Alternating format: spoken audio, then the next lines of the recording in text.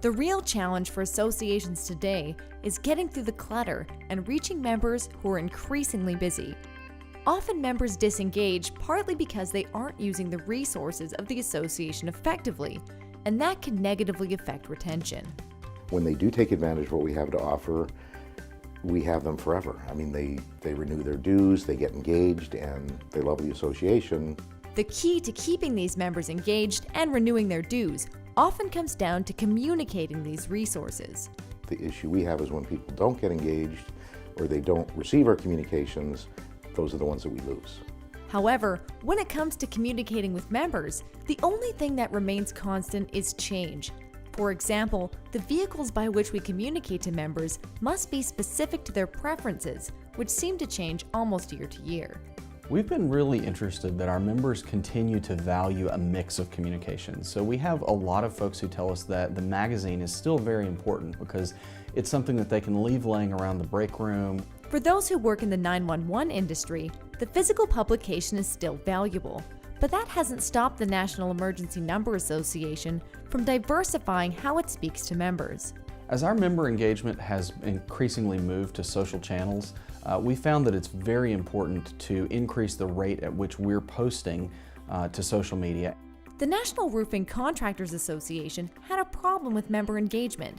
Members weren't being reached, and many didn't know the valuable association offerings they had access to.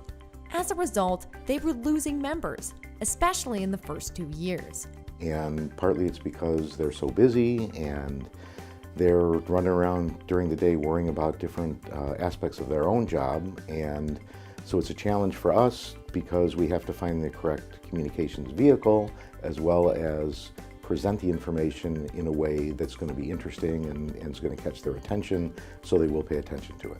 The NRCA opted to change its communication strategy and choose an older vehicle of communication to cut through the clutter. We hired what we call a member experience coordinator, and that person's job is to contact every new member when they join and welcome them, not a sales call at all, but just to make sure that they're taking advantage of the things that we offer. They realized that with such a busy audience, success still came down to the one-on-one connections that members value, and that started with the simple act of picking up the phone. It's not just a welcome call, he also tags them for 3 months and 6 months and 1 year. So there's a constant reminder of, hey, we're here for you, we have a lot of benefits that you may not realize you can take advantage of.